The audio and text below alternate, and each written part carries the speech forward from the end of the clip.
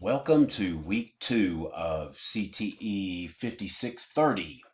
So this week we're going to be looking at technology and the student. So these assignments tend to be a little bit more student focused, and we'll go through each of them, talk through each of them and the nuances of the assignments.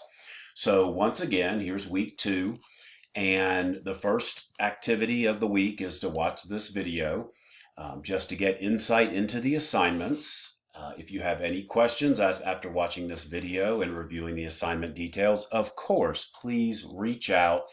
Do not make assumptions because assumptions will come back to bite you if you make the wrong assumption about an assignment. Okay, so we got 3 assignments this week. We've got digital citizenship assignment. We have the student tools and apps, and we have the digital collaboration tools lesson integration assignment this week. So starting out with the digital citizenship assignment. So the digital citizenship assignment aligns with ISTE standard 1.2, which is called digital citizen. Now there are subcomponents of standard 1.2, so it can be any components that fall within that. So when we look at ISTE standard 1.2, we're talking about students being good digital citizens. So how do we develop our students to be good digital citizens in this information age that we're in? So we all know if we've spent any time in the classroom or even dealing with young people today in the classroom, this is a digital age, right? The students in general, they want to be entertained, which is not necessarily our responsibility, but they do. Their attention span is much shorter, so getting them engaged in assignments and engaged in activities is critical. Again, we don't want to use technology as a babysitter, but we do want to use it where it enhances activities. So here I want you to go and review the ISTE standard for digital citizen, and then you're going to again select any course in your curriculum and a specific competency or standard that you feel would align with this digital citizen ISTE standard. So maybe within your course there is a section or there's a standard around doing digital research. Okay, and within digital research, there are of course important things like looking at citations, particularly in a digital age. What is in the public domain? What maybe has a creative common creative license, and what does that mean? So helping students understand in this digital age that they can't just go grab an image from anywhere on the web and use it themselves. Maybe you're teaching a marketing class and they've got to create a marketing flyer. Again, that's a great time. So it's not directly embedded in the actual standard necessarily, but to be able to create that digital flyer, students need to understand some of the basics of being a good digital citizen and not going and just stealing people's ideas, stealing people's direct content, using people's images that aren't in a public domain, and making sure that they understand licensing. So that's a great time as an introduction to that lesson around creating a marketing flyer to take a half a class and talk about those important components and what it means and why it's important. So that's just an example of how you might integrate it. So it's integrated in the lesson. It's not just, you're not giving me, so what I don't want is a lesson that is just teaching the ISTE standard 1.2 digital citizen. I want you to teach the concepts that fall within being a digital citizen, within the ISTE standard, I want you to teach it in the context of your standard in your curriculum. So that's why I was giving that marketing example. The marketing assignment is to create this digital flyer or this social media post. That's what the standard is addressing, but you need to cover this other content within that to help them understand what content that they can use, where they can find content to create their social media post or their flyer. So you're teaching the concepts that are in digital citizenship, but you're doing it in the context of your course content in your CTE course.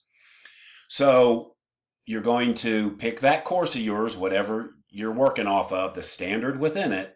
Then you're going to create, this is the core of it right here, you're going to create a digital lesson activity. So this would be like that core part of your lesson plan, that core lesson activity in all of its detail, correlating. So you're going to have to give me the course competency or standard that you're addressing in the lesson, reference the ISTE standard here, and then you're going to identify the course and learning objectives, okay, because that tie back to those competencies and standards in your instructional activities and strategies about, what the students are doing in that lesson activity to learn this content.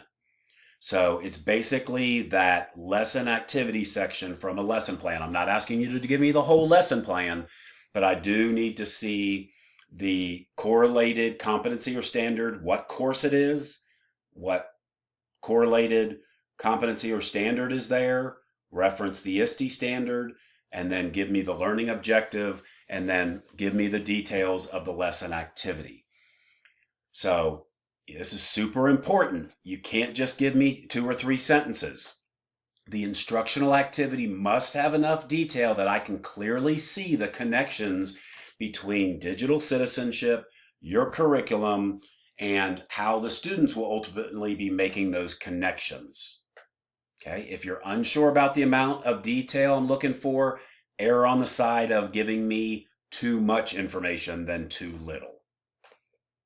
All right. Again, this activity is going to be a Microsoft Word document. Do not turn in a Google link. Do not turn it in as a Pages file. The format is important on every one of these activities. So once again, you're going to upload your Word doc. If you don't have Microsoft Word, once again, go out to the top of our website. You'll see the link to go download the Microsoft software, and you can download Microsoft Word and create your Word documents. Okay, so that's the first activity. Notice it's due on Thursday the 5th. So you're going to start seeing a consistency here with week 2 on when things are due. You're going to see things due on Thursdays. You're going to see things due on Sundays. Don't let these Thursday deadlines sneak up on you, because remember, late work is not accepted. So get started on this one early. Okay, back to week 2. So the next assignment is student tools and apps. Student tools and apps, here we're changing up the format. You're going to create a Google Sheet. So the idea here is that I want you to go out and I want you to find at least 6 student-focused technology tools that you can use in your classroom. Now, these are tools that the students can use directly. This is not, if a teacher has to create something, so let me give you a Quizlet, for instance. If the teacher has to create the Quizlet and the students are using it, that is not a student tool. Let me give that example again. Let me give you another example. A Kahoot. If the teacher creates the Kahoot and the students just use it, it is a teacher tool, not a student tool. So what might a student tool be? Maybe a student tool is, and maybe you're teaching a programming class, and you have a programming app that you want them to use that has line numbers and things in it to help them go through and troubleshoot their code. And so it's a specific notepad app with line numbers to help utilize that when they're doing their coding. It could be something like Google Slides for creating a presentation for something. So no more than two of these could be a Microsoft Office or a Google tool. So I just gave you one example, Google Docs. Try to be creative though. Try to go out and find things that are not Google tools or Microsoft tools. Think outside the box here. Things that students can use in your specific classes to help them learn in the classroom, to help them create their homework assignments, create their assignments. What does that look like? It could be something like Canva in a marketing class, right? Maybe there's a cool AI tool for creating images, original images that they might use in a marketing class.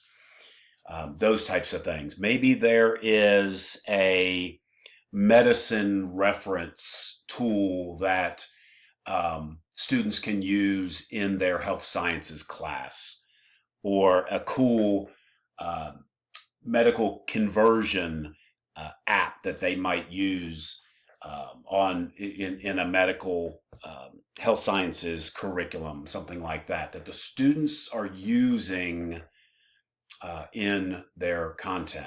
But again, if the teacher has to create something for them to use it, then it's not a student tool. And you're going to have to reference that information. So you're going to create me a really nice looking spreadsheet in Google Sheets, not Excel, in Google Sheets. And within that, here's what's got to be in there. And this is where the rubric for this is going to come in, is you've got to have the right number. You got to have 6 of these. They've got to be student focused. And then these are the pieces you have to have. So each of these would become a column in your spreadsheet. So name of the tool, the URL to the tool, a description of what the tool is. This is all in your words. Do not copy and paste this off of a website. This is your description of what the tool is and how you might use it in the classroom. So how are students going to use it? That's another column. How are students going to use it? And then again, another column, how it facilitates the instructional process. So you want to be really specific here regarding how the students use these tools and how it enhances the learning process. Make sure you use formatting to create me a visually appealing and professional spreadsheet. Your cells should be wrapped. So if you don't know how to do cell wrapping, you might need to do a quick Google search on that. So you're going to wrap your cells. You're going to stretch them out so that they're reasonably spaced. You're going to bold headings. You're going to maybe add some table formatting to it to make it attractive and appealing. This is not just a random data dump into a spreadsheet. This is making a nice professional looking spreadsheet that's visually appealing, professional feel. Don't have mixed fonts. Everything needs to be a similar font except maybe your headings. It needs to look nice. Okay, be careful. It is not a copy and paste of a website description. It is a description in your own words. If it is just copy and pasted off a website, you will not get credit for it. Be creative, and it needs to be within the context of your area. So if you're health sciences, these need to be health sciences things your students would use in your classrooms, stuff that your students would use in your business or marketing classrooms, or your family and consumer sciences classrooms, in your ag classrooms, whatever it may be. What would that look like? Okay, there's got to be at least 6 of those. All right, so you're going to submit that as a Google Sheet. Make sure with a Google Sheet you go up to share it. You can share it with my App State email address, brownhf@appstate.edu, and make sure that I have at least viewable rights to it. Because if you just give me the link, so what you're going to do is you're going to upload the URL to the assignment. So you're not going to see an upload of a document here. You're going to see a text box that you're going to have to copy and paste your Google Sheet URL into so that I can click on it and go out and see your Google Sheet. If you do not have permission set up correctly to where I can view your work, then I can't grade it if I can't see it. Okay, so this is again part of that format. It's got to be a Google Sheet. The permissions have to be set up right so that I can view your work. This is all the integrated part of working through the different software applications. A Google Sheet is a spreadsheet. Okay, so that's what we want, the Google Sheet. All right, that was assignment 2. Assignment 3 is a digital collaboration tools assignment, and that's with lesson integration. So here, what we want to do is I want to see you create a group-based collaborative lesson activity. So again, you're just creating the lesson activity. You're not creating the entire lesson plan. But again, you're going to need to think about the Google suite of collaboration tools. We've got things like Gmail, right, for email. We've got Google Docs, Google Sheets, Google Slides. We've got things like Jamboards. There are a lot of things out there. There are beyond just the basic ones you're used to using. So this is a time to explore the Google suite of tools and start thinking about how you might utilize them in the classroom. So here you're going to review your program content standards again. Are you tech ed? Are you business ed? You're going to select a course again and a standard. Could be that marketing course, could be a Foods 1 class. Whatever that course may be, you choose. And then you need to think through all those Google tools and how you might create a lesson activity. So you need to give me the course. You need to give me the actual standard, competency or standard from that course, specifically from the state curriculum. And then you need to give me this written lesson activity in detail again. But this activity has to be a group-based activity. So this is where you would be splitting students into groups, however appropriate the size you feel is appropriate, 3 students, 5 students, whatever it may be. And the students, not you, the students will use the Google tools, at least 3 of them, to collaborate on this assignment. They have to use at least 3 tools, Google tools, to collaborate on this assignment in a collaborative nature, use that collaborative functionality to create something, to do something as part of this activity. So you're going to include all that course. So again, it's a group-based activity. At least 3 tools have to be used in the lesson. It requires the students to use the collaboration feature of the software applications. Make sure that all the course information, including the standard or objective you're covering, is listed so I can see that this is an appropriate place for your lesson activity. And make sure it is a detailed lesson activity. So there's got to be detail enough there that I can see the students doing the collaborative work across those 3 Google applications. So the biggest problem I see with this assignment is some people will say the teacher creates this presentation and the students and goes through it, and that counts as a tool. No, that does not count as a tool. It's the students engaging in the tool. So maybe the students, maybe the teacher gives the students a topic that they're to research. The students then maybe use the collaborative Jamboard together to start a brainstorming session around this situation, right? So whatever the prompt is that they've been given. So they use that to brainstorm together across this just in their group. So they have a group shared Jamboard. Then maybe from there, they start a group outline together. So they have a shared Google Doc that they go in and they work collaboratively, and folks put in, all the students have to collaborate, all the students have to put in a couple different headings within the outline that they're creating. And then maybe from that, they collaboratively create a Google slide presentation based on, and maybe they go and use research tools to fill in that outline, and then they use all that content to together use a shared Google presentation to put together a shared presentation that they're going to do, and each of the students have to do at least 1 or 2 slides within that presentation, collaboratively with their classmates in their group. So the students are using all those tools. It's not the teacher creates this shared Google Drive for them that they then go and the teacher creates the Google Sheet, or the teacher creates the Google Doc for them to do it. This is the students doing all this work and learning to collaborate together on a group project of some sort.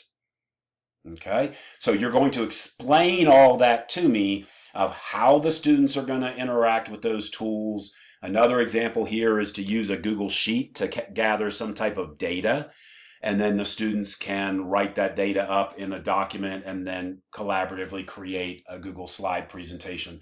So there are lots of different ways of doing this. I want to see your creativity here again.